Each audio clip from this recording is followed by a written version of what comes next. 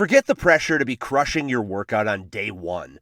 Just starting is what matters. Wherever you're beginning and wherever you want to be, start moving with Peloton Bike, Bike Plus, Tread, Row, Guide, or app. With thousands of classes and over 50 Peloton instructors ready to support you from day one. Remember, doing something is everything. Get started with a Peloton Bike or Bike Plus rental at onepeloton.ca/bike/rentals. All access membership separate. Terms apply. From Komando.com, welcome to the Tech Refresh Podcast, where we scour the internet to feature just the right digital news, gadgets, and stories to keep you up to date. Our promise is if you give us 30 minutes, we will make sure that you're in the know and the source for digital know-how for your friends and family. After an exhaustive nationwide search to find just the right digitally savvy host, they finally gave up and you got me. Sorry about that. I'm Mike James, and along with our distinguished panel of experts today is a very special day because we are joined by our leader, our commander. It's the VIP of VIPs. Kim Komando is going to join us for Brand New or Not True today. And we also have the content queen from Komando.com, Allie Seligman. Welcome. Hi, Mike. News director at Komando.com is Ben Bradley. Hey, and Mike. Our distinguished guests include the podcast princess, Cassidy Taylor. Welcome. Hey, Mike. We've got a ton of stuff to get to. Kim's going to join us, as I said, in a little bit. And, of course, it's Thanksgiving week, and we're getting into the Christmas season. So we wanted to have a very special episode today about what we're all thankful about. And we're going to start off with a couple of things that we're grateful about for 2020. And it's been a kind of a tough year, but there's always a good side. So we're going to start off with Allie.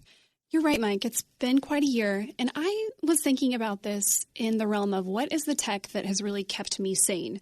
So if we're doling out 2020 awards, my player of the year, headphones. We can talk about Zoom and webcams and all these things that helped us work from home, but for me, nothing was more important than a pair of good headphones. I certainly was not alone. Across the world, there were $44.6 billion worth of headphones shipped out.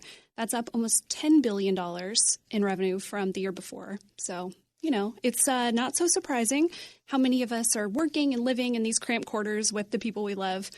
Headphones let us tune out or at least not drive everybody else in our house crazy. Far and away, the most popular headphones right now are true wireless headphones like the Apple AirPods, which I know most of you have, most of my co-hosts. The earbuds aren't connected to each other or to your device, so it's really easy to pop them in and out. Really, the only downside is how easy they are to lose, and the noise cancellation isn't exactly great. That's why I prefer the over-the-ear version. So I have a Corsair headset for work and a pair of Sony noise-canceling headphones that I listen to audiobooks, music, podcasts, make phone calls.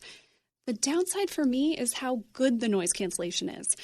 I can't tell you how many times my husband has scared the daylights out of me because I have these awesome noise-canceling headphones on. A couple weeks ago, I even turned it down a few notches so I don't get quite so spooked when he surprises me. But yeah, headphones are the big winner for me for this year. What do you like best about them? I have realized how handy it is making phone calls on my headphones. Not having to hold the phone up to my ear makes it so that, if I'm making dinner, it doesn't seem like a burden to talk on the phone to my mom or dad, or, it just makes things so much easier. Plus, being able to actually drown out things. If my husband and I are both in a meeting or, that's really it, right? If we're both in meetings, not having to hear each other conduct the whole thing is super helpful. And one of the things that you were talking about earlier this year was the noise canceling program. Do you remember that? What that was called? It was really cool, where you could turn on a vacuum cleaner or whatever in the background and it wouldn't hear it. Yeah. NVIDIA Broadcast. I have that on my computer, so I can use that with my headset, and it really is amazing. It can, totally block out background noise in a really impressive way. I've done it with a vacuum cleaner, a blow dryer. You can have something pretty loud on, you don't hear it. The caveat there, you have to have a pretty good graphics card on your computer. Ben, what's your feel-good story for the year of best product? Okay, well, I'm big on the headphones too, but we'll come back around to that. A lot of us have been working at, from home since March, some present company excluded. And it had been a couple of years since the last time I worked remotely, and I didn't have the same home office setup. So I had to make some modifications. Well, I'm most thankful for one of the first things I bought from my laptop, which was a better docking station. And I know that doesn't sound very exciting, but hear me out. I researched quite a bit before landing on this specific one. It's a Targus USB-C Quad HD docking station.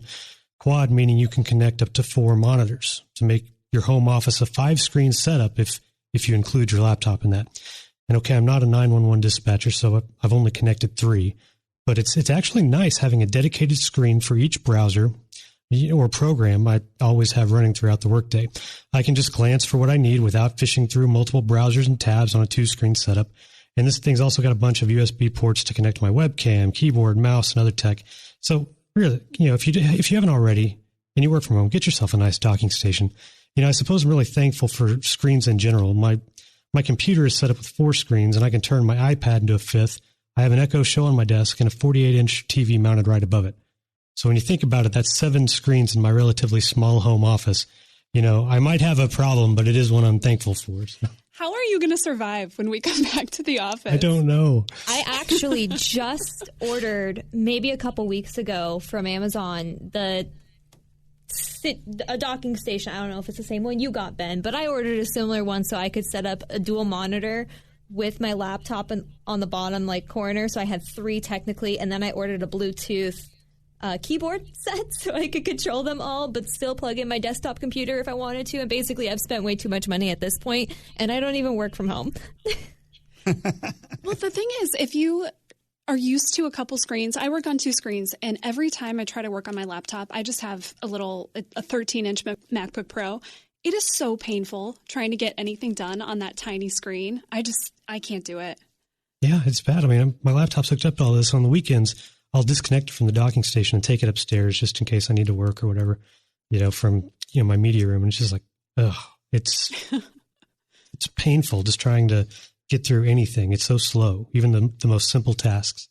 I feel so achieving, but with my only 2 screens. Now, what did you say you use all the screens for? Various things. So I'll have TweetDeck open at the very top, and that's like a Twitter manager. So I'll have all these columns opened up for, local news, national news, tech news, sports, and they're all broken down by Twitter. So it's, every second these things update. So I always know what's going on. I've got that. I've got Rundown Creator open for the show we work on for the site, chat with, my staff, and then I'll keep open our tip manager and our story calendar. So, and anytime we're working on assigning things, it's just so easy to glance back and forth between those things to, it's great. Sounds like you're an overachiever, but that's great. That's why we love you. All right, Ben, thank you for that. Cassidy, what's your product that you're grateful about? So I have multiple things because the first half of this year, I was actually teaching public speaking at a university. So then a pandemic hit. I don't know if you heard about this, but it sent all the students home. And public speaking is one of those classes.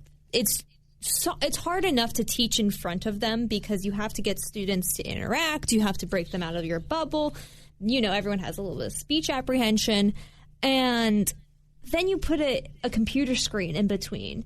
And I went to California to lock down during the pandemic. All my students went to various places around the world. Some didn't have internet access.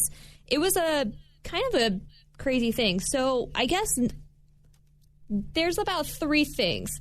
The top being Zoom. I know Zoom has been around much longer than 2020, but it really shined this year.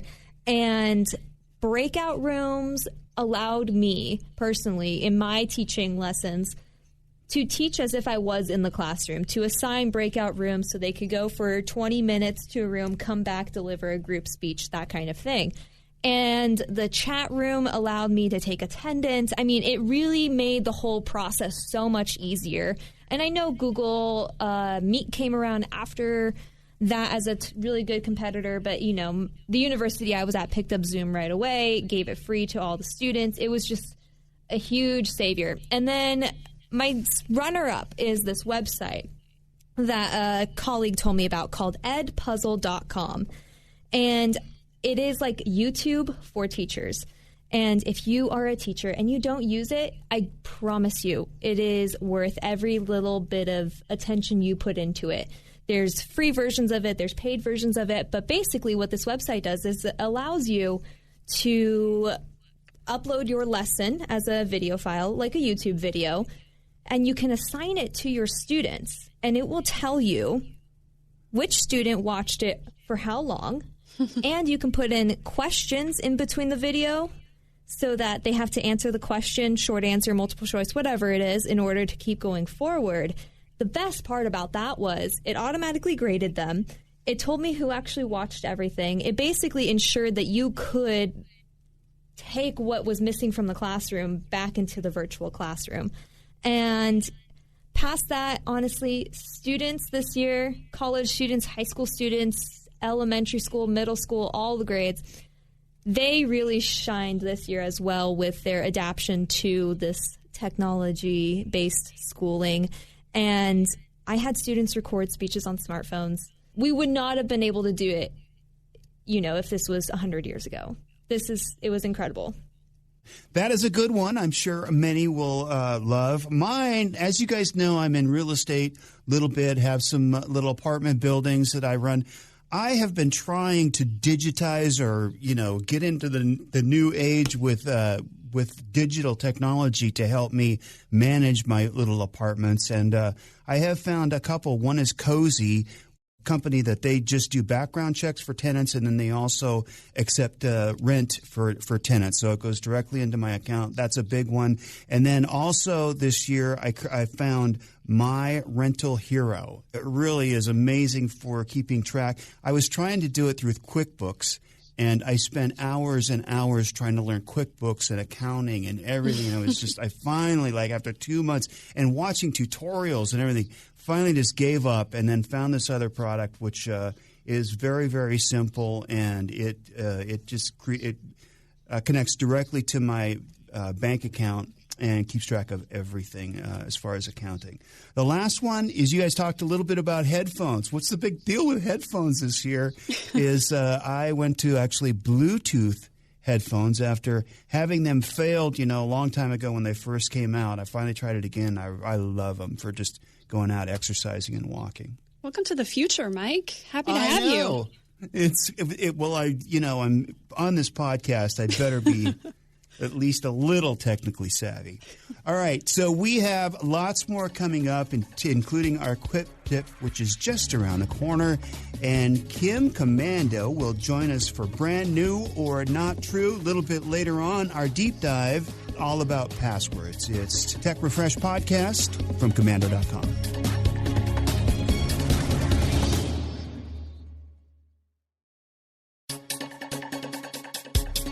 We are back on the Tech Refresh Podcast from Komando.com, and before we get to Brand New or Not True, we have a quick tip, and here's Ben. All right. Well, it's the time of year where we're shopping, and with more people than ever shopping online this year, it's already going to be hard enough to get some of the most popular gifts on your list. That's only part of it. Once you get them, you have to figure out how to keep them a secret, and it's not always easy if you buy them on Amazon. For one, you might have Alexa set up to announce notifications on your Echo devices. It's convenient until you're sitting at the dinner table with the kids and Alexa says the new Xbox has been delivered. So, right now, just open the Alexa app on your phone and tap Settings, tap Notifications, then Amazon Shopping, and then uncheck the box that says For Items and Delivery Update, which is under the section called Let Alexa Say or Show Titles for the items you've ordered. Turn off the push notifications while you're at it, just in case. You can also archive orders to hide them. Just go to Accounts and Lists, then your orders, and tap Archive Order next to any of them you want to hide. Another way to avoid spoiling the surprise is to set up an Amazon household account, which is an option for Prime members. So with your own profile, you can avoid anyone else seeing what you've ordered. We've got other ways to keep those gifts a surprise, like changing up what products Amazon recommends and shipping packages to an Amazon locker. And those are all listed at Komando.com. Perfect, Ben. Thank you. It's time now for America's newest national game show sensation, where you can play and guess, is it brand new or not true? Every week, literally thousands of new products, sites, apps, and services are announced in the technology world. Some are destined for greatness. Others, well, not so much. And oftentimes, the product sounds so crazy, outlandish, and just ridiculous. You sit back and think, what were they thinking? Before you know it, tech just recreated its newest millionaire. Well, we're going to play Brand New or Not True, and we're going to present you, the home listener, with 3 products, sites, or ideas, and it's up to you to decide which of the 2 products is actually true, and one of the products is a false product, and through the process of elimination, that's the one we want to hear about. And our special guest today on Brand New or Not True is our leader, the CEO, the commander, the head chief. Kim, thank you for joining us. We're excited to have you on Brand New or Not True. Well, I'm super excited to be here because, Michael, we have to win between the two of us. Absolutely, and I need your help winning. I think they've teamed up this week to make it really, really hard. Well, they actually make it hard every single week. So, all right, it's time for our first product. Kim and I are partners, and we're going to guess the correct product. And we've got Cassidy with the first product. Go ahead. And I thought this product was actually perfect for some people who work at Komando. It is the Hair Max Laser Hair Regrowth Cap called Regrow MD. Ooh. It is FDA approved. Ouch. And basically, it looks like a ball cap. It's black, and it has lasers on the inside of the ball cap that are treatments to help spark your hair follicles to regrow hair. It's 100% lasers, no LED lights. It has 8 FDA clearances, 7 clinical studies, 14 medical device licenses, and 6 published medical journals. Ooh, wow. Ooh, yeah.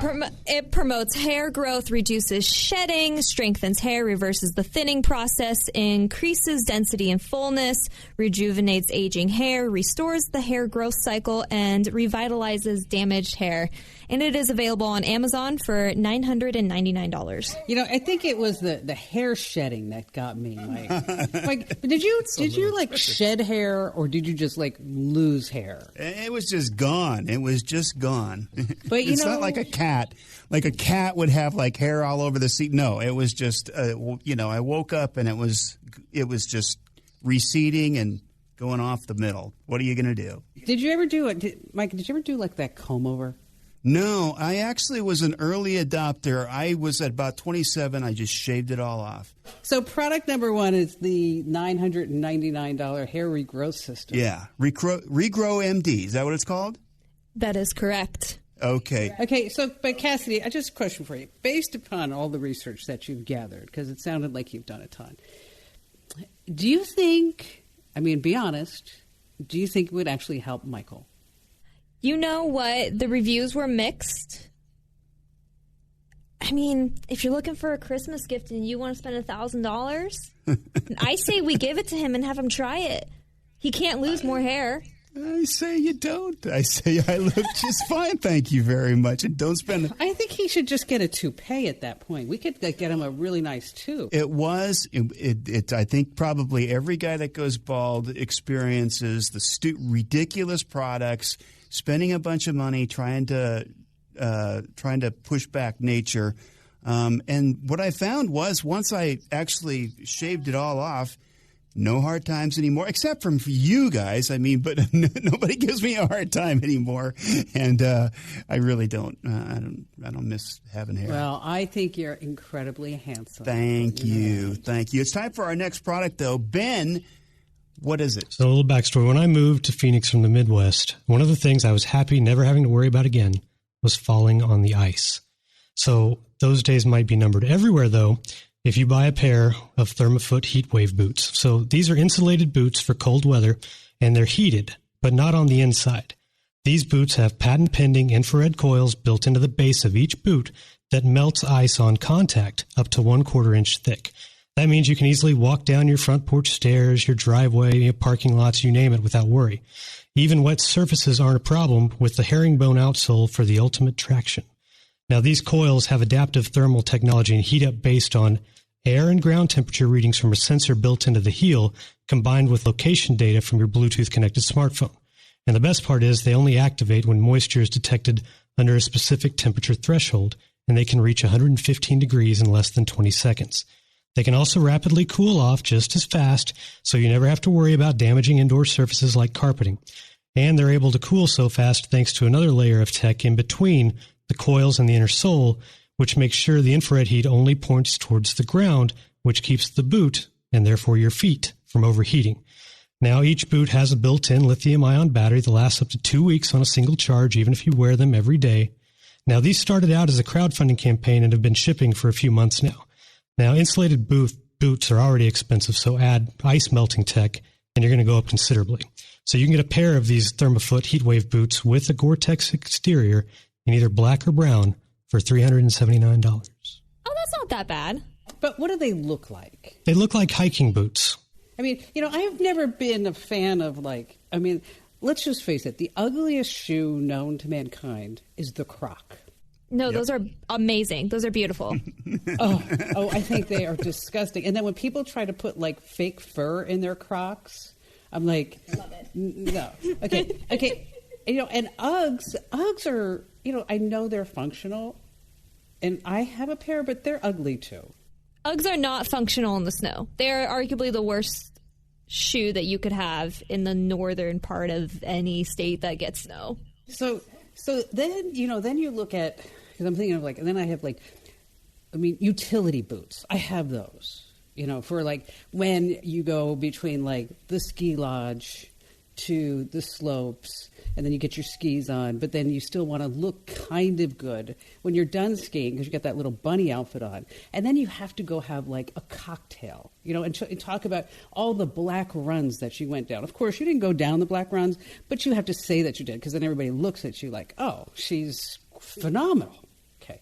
So, Ben, what do they look like? Okay, so think hiking boots, like North Face. Pretty thick, the big ankle, but with the actual sole that you see, it looks like it's more like Michelin Man, a lot thicker sole. So it's brown, black. It's got some of those. It's not suede like your typical hiking boots. It's straight up Gore-Tex. So it's got more of a kind of a plasticky sheen. You know what? You couldn't pay me $300 to wear them. I'd rather fall on my ass. Not only would I wear them, I would be their spokesperson. I've had to walk uphill both ways in the snow to school. True story. I had to go up and back down a hill. And no, I'm not. I would be an investor in these shoes. Seems pretty likely. Allie, what's your product? I have got one for all the bird lovers out there. It's called Bird Buddy, and it's a smart bird feeder. It looks like a regular bird feeder, like a little house, and you fill it up with bird feed.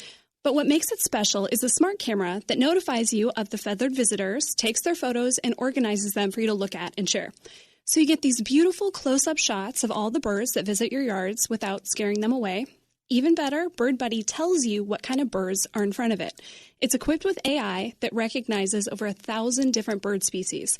There's a built-in microphone, too, so it can tell when a bird is approaching just based on its song. It runs off a lithium-ion battery. It's Bluetooth and Wi-Fi enabled. It's got a 5-megapixel camera. It shoots HD video. You plug it in and charge it with a USB cable, and the battery charge lasts about 30 days. There's even a little game aspect to it. You can unlock achievements and build your bird collection based on all the birds that come and stand in front of your Bird Buddy. The feeder starts at $149, and you can add on accessories like a mount for the wall or the fence for about $20 each. Okay, I feed the birds. Okay, I have this beautiful bird feeder in my backyard, and so I go out there and I buy like 15 pounds of bird food, and I fill it all up.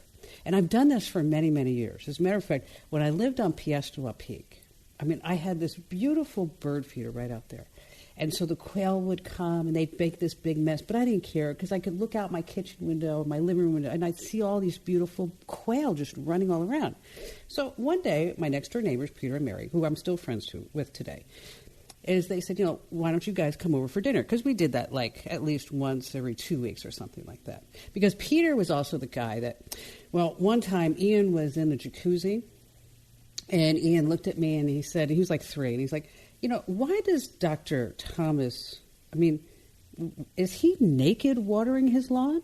And I looked over and I said, Peter, I think you need to put some pants on. He's like, oh, I was only going to water the backyard, but somehow I ended up in the front yard.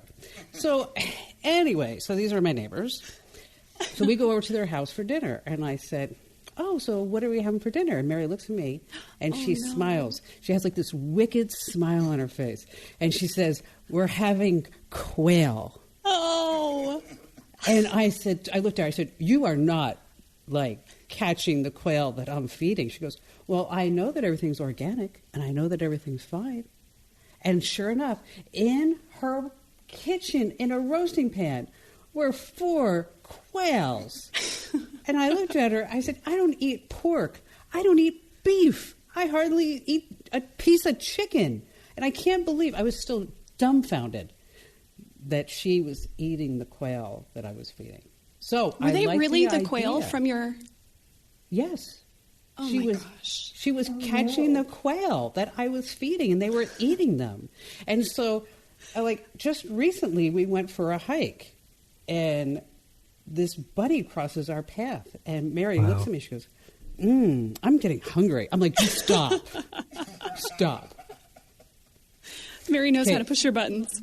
So, if we had an actual world breakdown, they would survive. I'm so sure of it. That and all the alcohol that they have in their homes, I'm sure they'll be fine.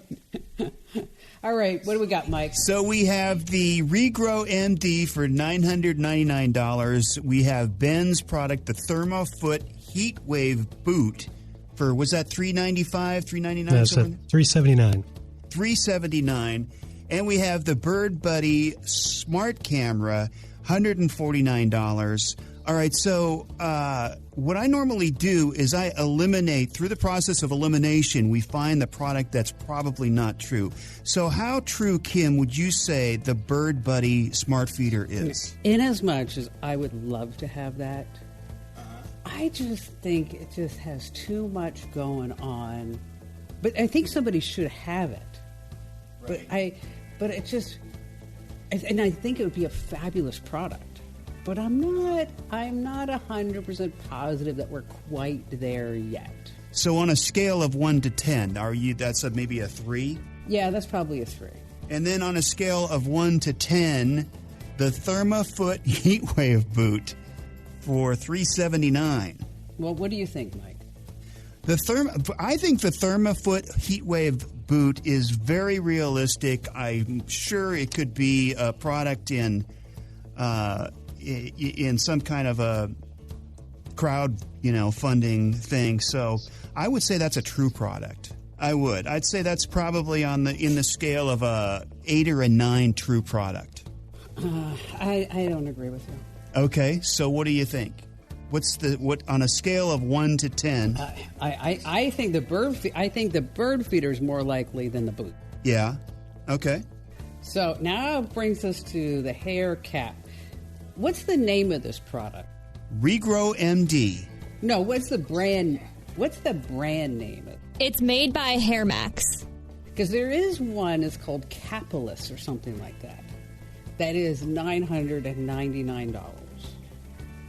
That is a cap that you wear that does whatever it does is supposed to do for your hair. But I remember looking at it, not that my husband has a receding hairline by any means. And he doesn't listen to this podcast, so I can say that we're no longer doing the comb over because that, especially in a wind, is not attractive. So, what do you think, Mike? Well, I would say that's the least likely product. The hair, what is it called? The Regrow MD for $1,000. First thing I'd ask is, does it have a guarantee? And the first thing they're going to say is no. No, it has a 6-month guarantee. Oh, a 6-month guarantee. Wow. Or a warranty, awesome. whatever. Yeah. No, I would say that's the least likely product because the Bird Buddy it almost seems like I've heard of that before, but it's a great idea if it's not out there. And then the ThermoFoot Heat Wave, of course, up east where it's freezing cold, people freezing their footsies off. That seems very realistic. The lithium battery seems realistic to warm them up because there's been such advances in batteries over the last couple of years. I'm saying mine would be the Regrow MD. Not true. Not true? Yeah. So what do you think? I'm saying, because I've seen the cap for sale on Amazon for $999. I've seen it. Okay. I'm probably wrong. So I'm going. It's called, but the one that I'm thinking of is Capulus. It's something like that. So, or the bird feeder. I don't know. I'm going to go because I know I've seen the product. May not be the same product, but if it's similar, the rules are brand new or not true, that it goes together. So I'm saying the fake product is Ben's, the ugly boots. Thermafoot Heatwave boots. All right, so that's our final answer. Is the Bird Buddy a real product? It is. Yes, it's real. That AI feature is pretty cool. It can tell 1,000 different birds. Okay, so that's good. That is cool. Oh, you know what? I didn't. Bird Buddy. That was the part that I wasn't sure about. But now what's it called? The Bird Buddy. You know what? I'm going to buy myself that for Christmas. There you go. Merry Christmas. Okay, so Ben, is the Thermafoot Heatwave boot a real product? You sure you're ready for this? Yes. Okay. Absolutely not. I mean, I'm thinking about this. I'm writing this the whole time. And it's like people are going to forget to turn off their foot stoves coming in the house, and they're going to kick their feet up on the couch, and it's just going to go up. Like, but you know what? But I mean, what you imagine? A great clickbait headline that would be. Man. Man's boot sets family home on fire. In less than 2 seconds, yeah. Yeah, in less than 2 seconds. All right, and so the Regrow MD is a real product. Well, okay. I also saw the one Kim mentioned. And honestly, there's like 7 different versions of the same baseball cap looking doohickey with lasers in it that claim they'll regrow your hair. And if you read the reviews, it almost looks like those Amazon review scams that we warn people about, where it's like there's too much good things to be true. There's no way lasers on your head regrow, like science just over my head. Get it? Anyways, it is a real product. Whether or not it works is up for debate. And I should be listening to Kim much more. I should have gone with her expertise. I knew that before, and I forgot. What was I thinking? Kim, thank you for joining us. I know. Oh, you know what, Mike? Sometimes you're just a really big disappointment. Wow. I think this counts as a win for Kim and like half a win for Mike. This is well. But once again, but look at this. I lost. Once again, I'm playing by the wrong rules. Okay, I didn't know it was like 2 reals and 1 fake. I thought it was 2 fakes and 1 real. So I'm going through the whole thing. It's like when we had our company bingo game, and I won bingo, and I didn't even know it because I thought you had to have like a bingo in all different ways, and I'm like, wait a minute. So I have to pay attention to the rules more often. But thanks for letting me come on. Tech Refresh. Thank you, Kim. Thanks for being here. And that's going to conclude this week's edition of Brand New or Not True. Thanks to our distinguished panelists, Kim, Komando, Allie, Ben, Cassidy. And up next, we're going to take a deep dive into passwords, and we've got the scam of the week about game consoles. Much more coming up on Tech Refresh from Komando.com.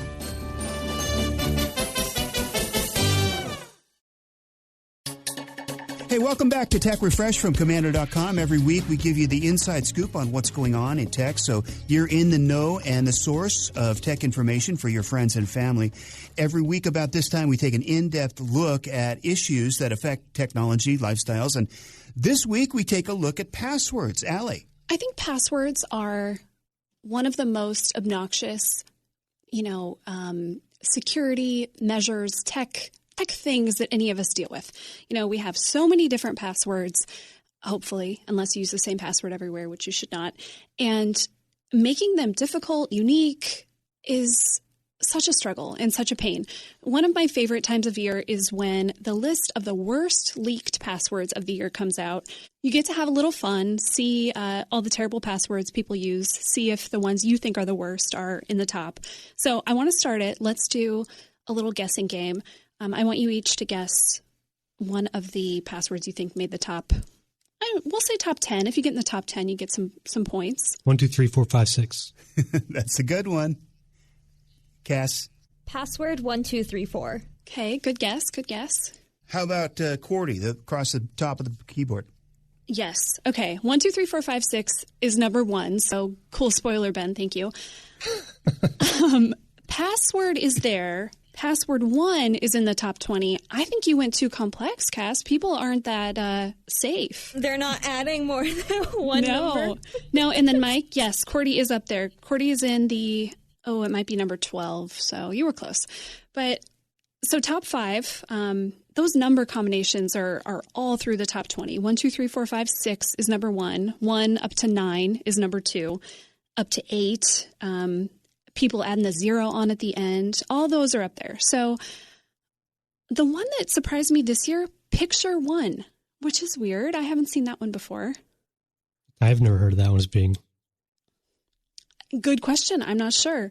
ABC 1, 2, 3. That's another good one. So clearly, making and remembering passwords is a pain. I want to know what you guys do. How do you keep track of all your passwords? Do you have any tips that our readers can use so they don't do, or that our listeners can use so they don't do anything silly like this? So I actually, and this is going to be one of the DIY videos coming up once I get a hold of assembling it completely. But there's a couple cool tricks that I learned. The first is, first and foremost, make your own code for your passwords. Because the best way to create something that you'll remember is to have it be a word, a phrase, or something that you would remember, but words and phrases are easy to guess. Well, switch the characters. A capital E can be a 3. A 4 can be an H. Those kind of things. Just, you do your own association. And once you pick out, okay, I'm going to replace all the vowels with these alternatives. I'm going to replace all the capital letters with these alternatives, whatever it may be. Then you have a code to follow for all of your passwords. So it's more, you just have to remember the phrase and know your code, and then you don't have to worry about writing them down. Yeah, that's super smart. I do that too with mine. Well, I used to be really bad, and I've never used 1, 2, 3, 4, 5, 6 or anything like that, but I used to use the same password for just a lot of stuff. Now, this was years ago, and since then, I've really started, it doesn't matter what online account it is, whether it's social media, email, random retailer account. I at least try to make them all unique, and I can't remember them all, so I have to use a password manager. That's just it. I mean, you have the option of saving them in the browser now, but if you're using a different browser, like I use lots of different browsers, and you want to save everything across all of them, it's just easier if you just have the password manager, and then it doesn't matter, if you're on your computer, if you're on your phone. So, that's what I would recommend is straight up password manager, because, everybody, I'll just write it down on a Post-it. No, don't do that. Yeah. Yeah, or it's next to your computer. Then you lose the Post-it. Right. No, I've written down passwords on the back of business cards. And then I'll lose the business card, or when I get my internet set up, I'll keep the packet and then I'll write the password somewhere in it, and I'll be like, I gotta keep this, and then it comes time for me to pay my bill. Well, guess what? I can't find. One of my favorite little smart tricks, if you have to share a password, whether it's my husband asking for the login for our power bill, or somebody at work needs a login, you never send the email address or the account or the login name and the password in the same place. So you might text the password, but you can email the login. So that way, if someone can see your text messages, they can't see the full login. So that's a good password sharing tip I try to stick to. I think you're right, Ben, that now with all the accounts we have and how difficult passwords need to be, you should probably just pay a couple bucks a month for a password manager.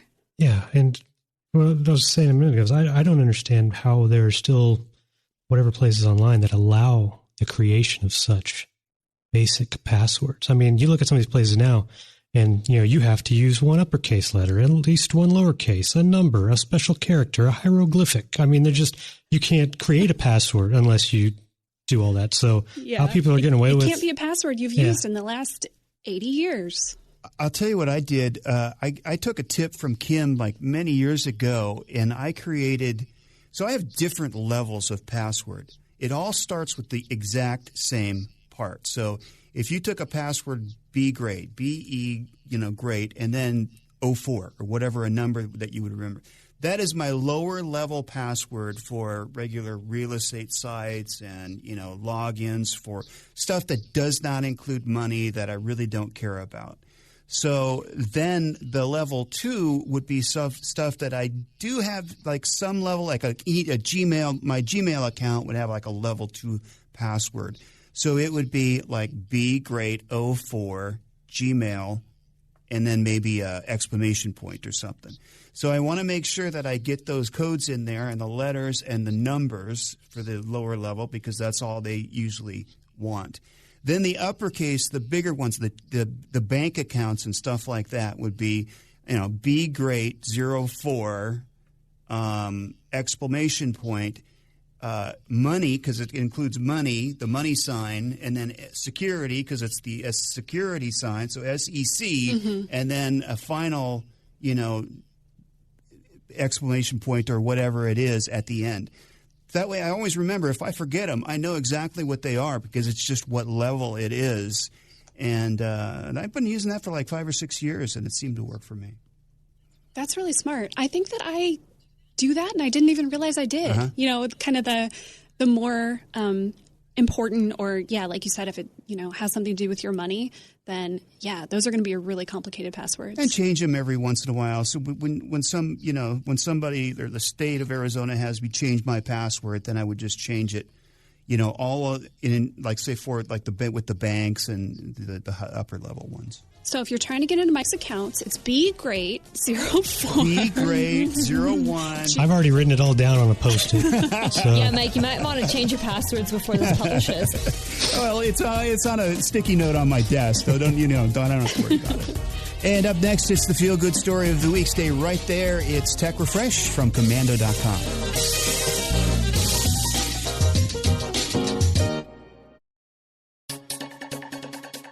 Welcome back to the Tech Refresh podcast, and every week we want to end on a positive note, especially this time of year. It's Thanksgiving, rolling into Christmas. It can only get better, let's face it. It's been one of those years.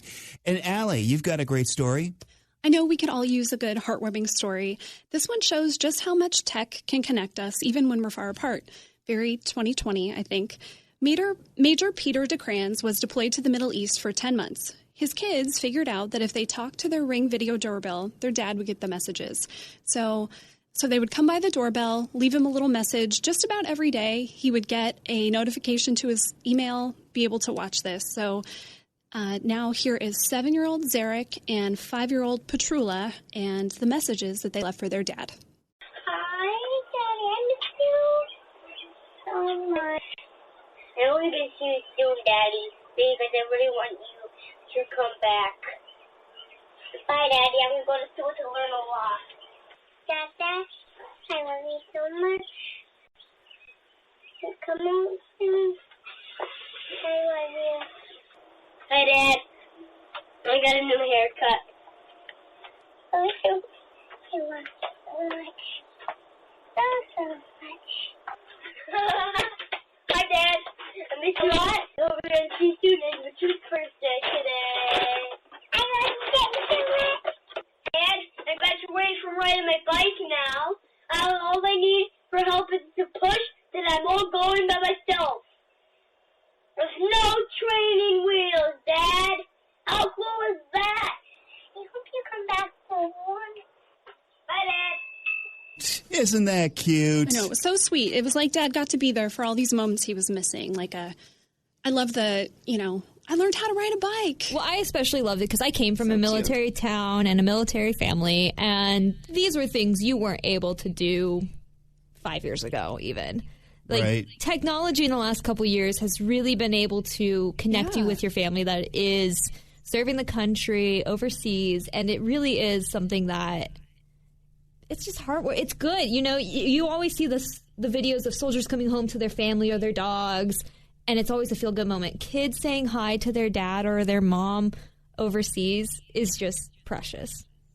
Yeah, I did too. Got a little misty. I can graduate from my bike. Oh. Now, the next thing that Ring has to come out with is something that has like a video for both ways. so Dad can leave messages for his kids. That'd be great. Yeah, a little two-way. Thank you so much for listening to the Tech Refresh podcast, heard exclusively on Tech You Should Know podcast from Komando.com. If you haven't already, make sure you click the subscribe button so you get these podcasts delivered automatically every Friday with Tech You Should Know.